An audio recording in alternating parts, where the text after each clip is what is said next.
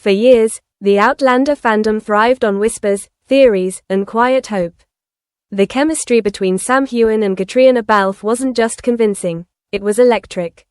The way he looked at her as if she were the only soul in the room.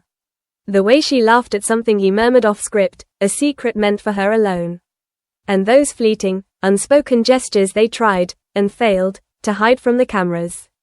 It was the kind of connection no acting could fake. Then one night, something happened. Something that changed everything.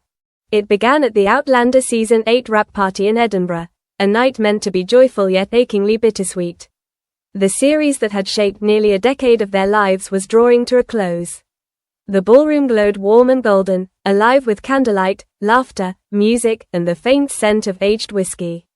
Sam arrived fashionably late in a black suit, collar undone, casual yet magnetic.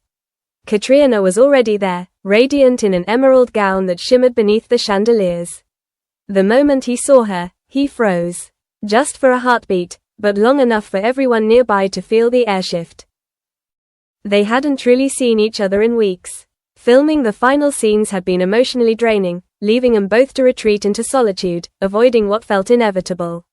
But that night, under the glow of farewell, the walls began to crumble. When Sam finally crossed the room, Caitriona met him with a soft, knowing smile. "You clean up well," she teased, her voice caught somewhere between playfulness and something deeper.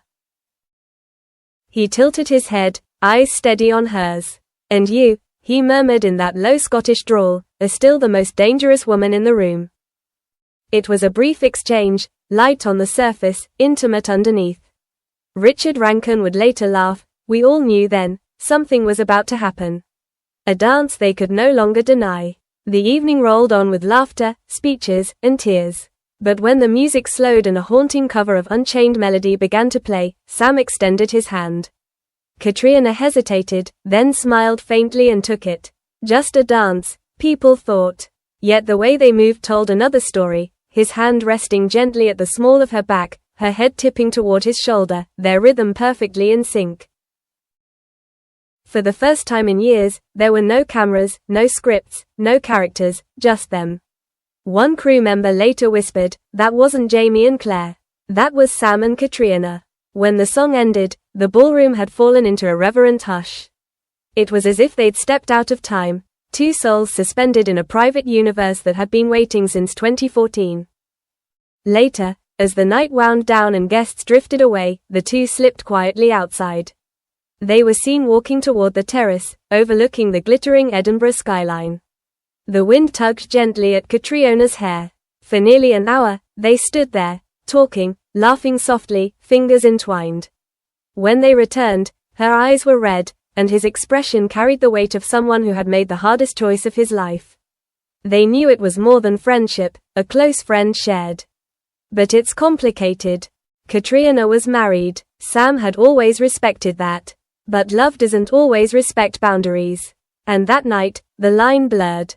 By morning, the internet was in chaos. Photos had surfaced, grainy but unmistakable. A fan had captured them outside the Balmoral Hotel at dawn, Sam helping Caitriona into a car, his hand brushing her cheek with tender familiarity. The image went viral. "Tell me I'm not dreaming," one fan tweeted. Sam and Caitriona holding hands. "They've crossed the line, and I'm not even mad. If this is real, it's the love story of the decade." Neither commented. Sam, usually quick with a joke or whiskey reference, remained silent. A silence that spoke louder than any denial. Fans noticed. The world noticed. A week later, he appeared on The Graham Norton Show. The host couldn't resist. "So, Sam," Graham grinned, "the internet's been very busy with those pictures of you and Caitriona. Care to clarify?"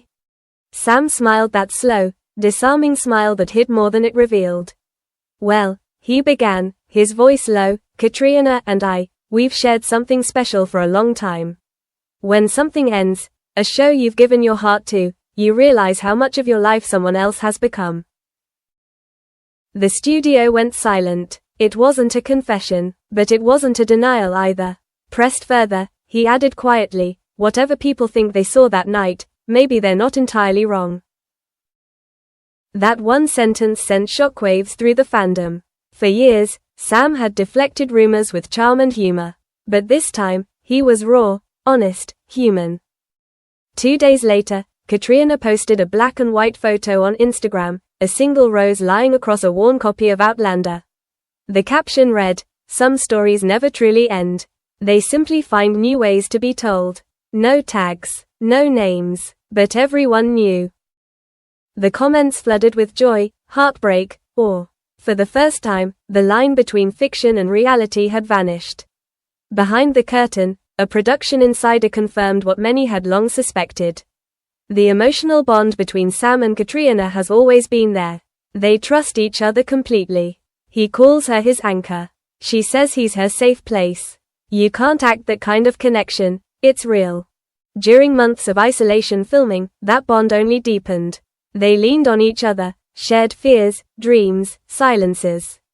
There were boundaries, the insider admitted.